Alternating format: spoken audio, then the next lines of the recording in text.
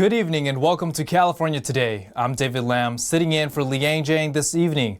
Here's a preview of some of today's stories. Lawmakers tried once again to repeal the controversial Proposition 47. This time, it was headed by a Democratic lawmaker.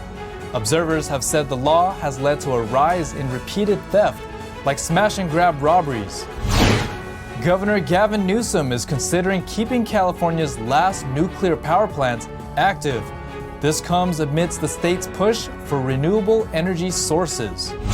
And Southern California is facing new water restrictions in response to an ongoing drought.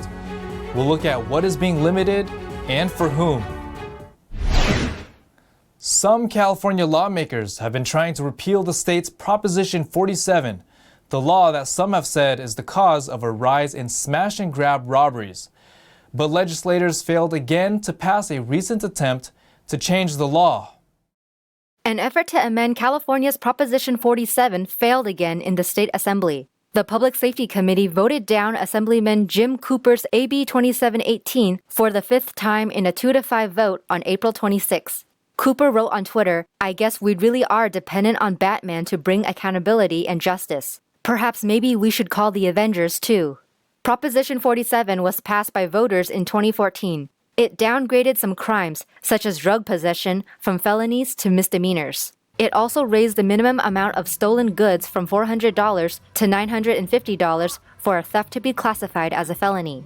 Cooper's AB 2718 would have classified petty theft and shoplifting to be defined as serial theft, a new crime under the bill. Serial theft of property valued over $500 would have led to prosecution if the offender had 2 or more previous convictions of theft. Cooper said in a statement clarifying AB 2718 would not repeal Proposition 47, but create a new category of crime. The bill was supported by the California District Attorneys Association. They said in a statement, California is suffering from an unprecedented increase in all types of thefts, including organized retail theft, smash and grabs, and vehicle theft, which negatively affects all Californians, including crime victims, consumers, and business owners. However, the California Public Defenders Association opposed the bill. The association said AB 2718 proposes to make it easier to charge nonviolent Californians with felonies, to put those men, women, and children in jail for years. It's unclear whether Cooper will bring AB 2718 back to the committee for another vote. For now, the bill goes into the pile of failed attempts to reform and repeal Proposition 47. Amidst the big push for green energy, Governor Gavin Newsom seems to be changing his mind about closing down the last nuclear power plants in California. He may delay the closure because of electrical shortages from renewable sources. The Diablo Canyon nuclear power plant, operated by PG&E, was supposed to close by 2025. But on Friday, Newsom raised the possibility that the state's sole remaining nuclear power plant might continue operating due to possible electricity shortages. The idea could revive a decades-old fight over earthquake safety at the site. According to a spokeswoman of Newsom's office, the governor is keeping all options open to ensure a reliable electricity grid and transition to clean energy. In 2016, PG&E decided to close the plant by 2025 as part of a deal with environmentalists and union workers to shift to solar, wind, and other renewables. Skeptics have questioned whether the renewable plan can work in a state of nearly 40 million people. On February 1st, 79 energy experts signed an open letter to Governor Gavin Newsom urging him to halt the decommission. They want him to delay the closure until there's a better plan to fully replace it with other clean energy options. PG&E initially proposed to do starting around 2008, which is run the plant at least till 2045. The plant is designed to last a century, and to turn it off in 2025 is really criminal. A spokesperson from PG&E said, "We are always open to considering all options to ensure continued safe, reliable, and clean energy delivery to our customers." There are 55 commercial nuclear power plants with 93 nuclear reactors in 28 U.S. states. Nuclear power already provides about 20% of electricity in the U.S. These plants account for about half of the nation's carbon-free energy. California is still in a drought, and unfortunately, the mountains are not going to make it much better. Here's what was said at the recent monthly snow measurement.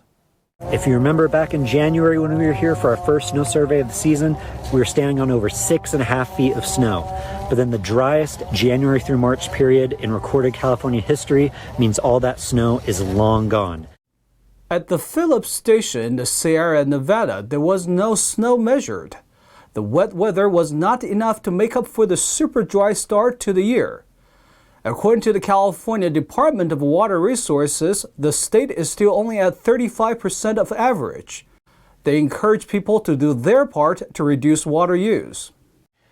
With so little mountain snow, lush lawns and gardens flush with vegetation could be a thing of the past in Southern California. The Water District plans to adopt emergency restrictions to address potential water shortages. As California's drought continues, the Metropolitan Water District is planning to implement a set of water use restrictions. The restrictions are set to take place on June 1st and may affect an estimated 6 million people in Southern California. We are looking forward to the summer, and we don't think we have the supply to really last us for the next year. And we need to take action now, and it's emergency. It's needed to be done now, and for us to really have water that would be available to us for indoor use, for us to drink, and for our health and safety. So this is a crisis. This is unprecedented, and we need to do it now. Hash Khalil said that the areas using the state water project need to reduce their usage by 35%. He added that homes and businesses tend to use the most water, between 30 to 70% on outdoor activities, so the restrictions weigh heavily on gardening. So first thing I would tell people, turn your sprinklers off. And if you need to turn them on one day a week, do it. But if you can sacrifice, do it. The water shortage comes mainly from lower than average snow levels in the Sierra Nevada mountain region of Northern California. Snowmelt from the mountains feeds the State Water Project, which is the state's main water storage and delivery system. This year, California had the driest January, February, and March in recorded history. The snowpack went from 165% of normal in December down to 35% of normal in April. Hash Khalil says there's a $2,000 fine for people who don't comply with the upcoming restrictions, but not everyone said they will comply. Orange County Water District, which provides water for over 2.5 million people, said it will not mandate the outdoor water usage restrictions. I don't want to get there, but we may get to a day when you can turn the tap and there's no water coming out. That's not what we want to get to. If conditions don't get better, water authorities say they might ban all watering by September. California extended Medi-Cal health care coverage to more than 185,000 residents 50 years and older, regardless of their immigration status, which started May 1st. In a Friday statement, Governor Gavin Newsom said the move is an investment in our people, our economy, and our future. This Medi-Cal coverage extension was part of Assembly Bill 133, which was voted into law in July 2021. It comes after Newsom's proposal to expand health care to low-income residents and address health disparities and inequities, especially among populations of color during the COVID-19 pandemic.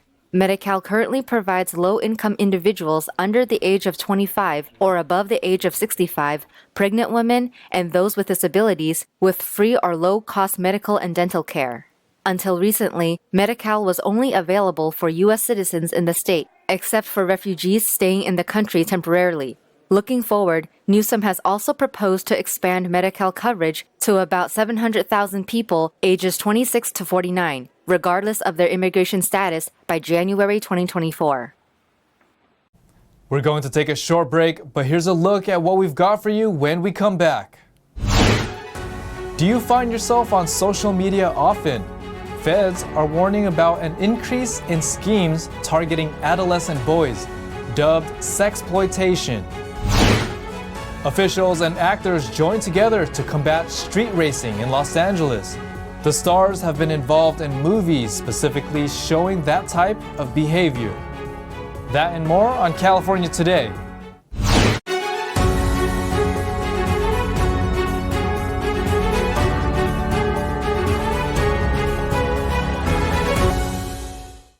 Last month, a rookie police officer was found dead in his home. Now, Bay Area police say they identified the cause of death. Here's more on that story.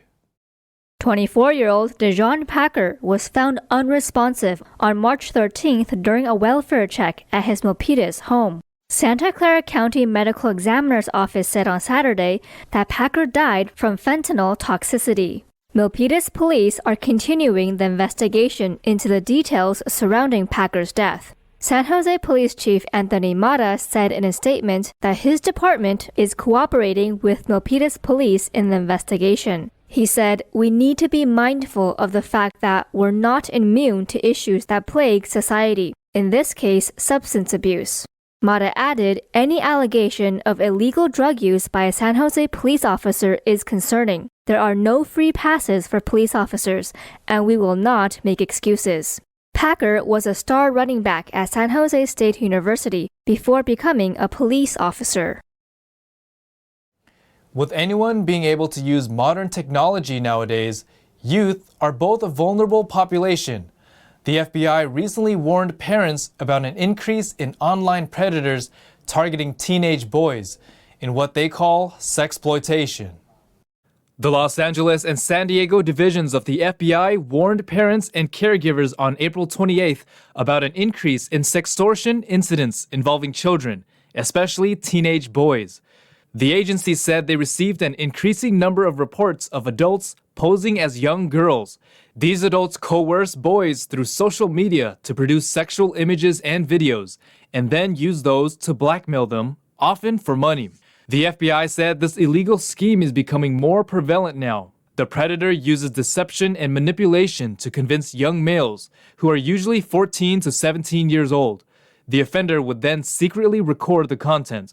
The FBI has previously said that any child can be a victim, whether they're on the honor roll or a star athlete. Once the offender gets a single image of a child, typically they'll use that image to coerce the child to produce more and more under threats of sending that image to friends at school, names on a contact list, or even the parents. According to the FBI, many of the targets are overseas and will often demand money in increasing amounts, if any, is sent during the initial request. In San Diego, the FBI said its office has seen an increase in complaints involving boys who were reported sextortion victims, mostly for money. Other victims were extorted for additional images. Many of our victims tell us that they feel that there was no way out. They thought they were going to get in trouble. It's really important for victims to understand that they are not in trouble. This is an adult who is in trouble, who is coercing them to do this kind of activity. So it's important to reach out to a trusted adult or to law enforcement so we can end that cycle of victimization. The FBI offers tips against online threats, including being selective about what you share online, and being aware that people can pretend to be anything or anyone online, and reporting suspicious behavior. Last year, the FBI received more than 18,000 sextortion-related complaints of all types, not just the latest scheme involving children, with losses totaling more than $13.6 million. David Lamb, NTD News, California. Los Angeles unanimously voted to audit its traffic death prevention program.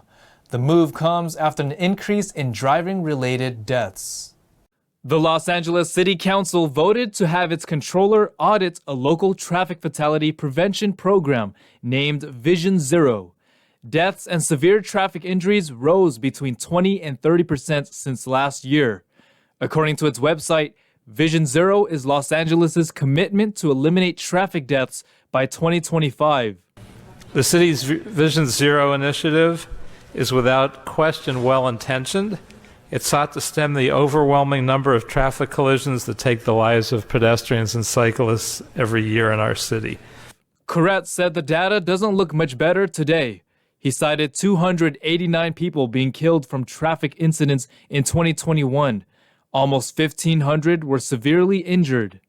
And in fact, it's hard to find any Vision Zero cities where traffic deaths have declined. Koretz added that of all the cities that implemented Vision Zero across the United States, only one, Hoboken, New Jersey, had no traffic deaths in 3 years. LA Mayor Eric Garcetti signed the Vision Zero executive directive 7 years ago. Traffic injuries and deaths have not significantly improved since its implementation. The motion will ask City Controller Ron Galperin to conduct an audit of the Vision Zero initiative. It will also require Vision Zero to report the work they've done. Speaking of traffic deaths in the very same area, a district attorney launched a campaign to combat illegal street racing. One actor who has starred in films on the topic also joined him to help warn people about the danger of such fast driving. Orange County District Attorney Todd Spitzer announced on Friday a national public service announcement campaign to combat illegal street racing. The dangerous form of racing exploded in popularity during the COVID-19 pandemic. Street racing and street takeovers today in our nation, and quite frankly all across the world, it's out of control. We know it. These events are killing innocent people, and we are fighting like heck to hold street racers and street exhibitionists accountable. We are doing everything we can to get justice for victims. The campaign is being made available to every law enforcement agency in the U.S. in an effort to curb injuries and deaths related to street racing. Sung Kang of Fast and Furious also joined the attorney to warn drivers of the deadly dangers of illegal street racing and street takeovers. You see the movies and you see what we do and you want to emulate it, but that's pretend. That's pretend. There is no part two. There is no rewind. You get in an accident in one of these and you will die. Man, not only that, you will kill somebody. Others joined to raise awareness. Lily Puckett, founder of the nonprofit Street Racing Kills, hopes to educate young people on the reality of street racing. In 2014, her 16-year-old daughter died in a crash while riding as a passenger in a street racer's car. I would say one of the things that you think is never going to happen to you. You just think you're not going to be that person. And you could be that person. You can be that person to kill someone. You can be that person that ends up being injured, handicapped for the rest of your life, or just even losing your life. And your loved ones are waiting for you at home. Your loved ones want to see you again. You want to come home every day after you leave your house.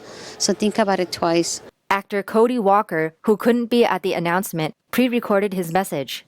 I think a lot of the time when those of us that want to go fast or we have something to prove, we don't take into consideration the lives of those around us. It's not just you that you're putting in jeopardy. It's everybody else around you. So don't be dumb. Take it to the track. There's somebody at home that loves you, that's expecting you to return. It's not worth the risk, I promise. Walker helped complete the final scenes for a character for Furious 7 after his brother, Paul Walker, died when the speeding Porsche he was riding in crashed into a power pole. I play pretend for a living, and at minimum, if we can use our hobby for something positive, and then maybe it was, that's how I use, my blessings in life, right? So I'll be the last person to say that we did something special. The Orange County District Attorney's Office joined 10 other Orange County law enforcement agencies, including the California Highway Patrol, to form strategic traffic enforcement against racing and reckless driving to crack down on illegal street racing. Now to NTD's Thomas Christian for an update on sports.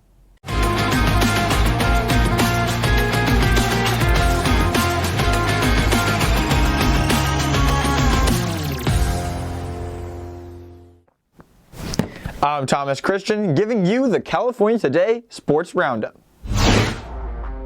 The NBA playoffs' second round kicked off Sunday, and the Warriors represented fans in the Golden State, traveling to Memphis for the first two games of their playoff series.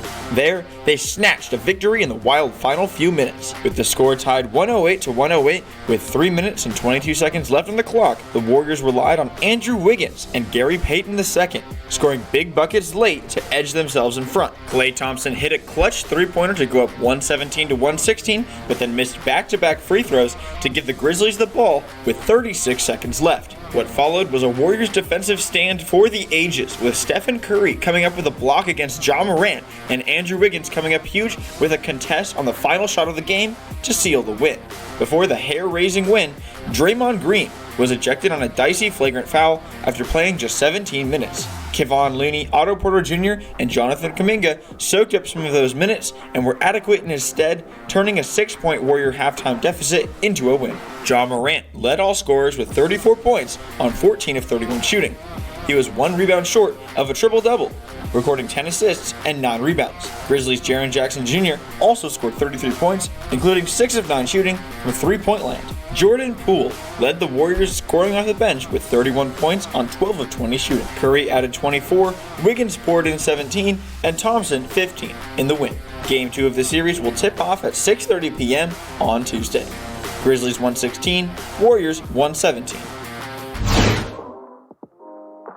Major League Baseball suspended Los Angeles Dodgers pitcher Trevor Bauer for a total of 324 games, effectively 2 full seasons, without pay on Friday for violating the league's domestic violence policy. The ban is effective immediately and would last until the 2024 season. While the commissioner's office did not issue any additional statements upon concluding its investigation into allegations made against Bauer, the pitcher immediately took to social media to announce his intention to appeal the decision. Bauer, 31, was due to make $32 million this year and in 2023 as part of a 3-year, $102 million deal signed prior to the 2021 season. Bauer is suing the woman who accused him of sexual assault, contending her motive was to destroy his reputation and baseball career and garner attention for herself and extract millions of dollars from him. The suit was filed Monday in U.S. District Court for the Central District of California and is seeking unspecified monetary and punitive damages. Bauer contends the women fabricated allegations of sexual assault and made false and malicious statements as she sought a domestic violence restraining order last June 29. That filing came a day after Bauer's most recent pitching performance for the Dodgers, with whom he signed a 3-year, $102 million contract before the 2021 season. He has been on MLB administrative leave since July 2nd, although the Los Angeles County District Attorney declined to file charges. The court filing describes in graphic detail 2 sexual encounters between Bauer and the woman, who lives in San Diego, that occurred last spring. Per company policy, Field Level Media did not publish the name of alleged victims of sexual assault. Bauer made just 17 starts last season and pitched 107 2/3 inning to begin his stint with the Dodgers. He was 8-5 with a 2.59 ERA and received his full base salary of $28 million in 2021. An All-Star in 2018 and National League Cy Young winner in 2020, Bauer owns an 83-69 record in 222 career appearances with the Arizona Diamondbacks, then Cleveland Indians, Cincinnati Reds, and now the Dodgers. And that's all for sports.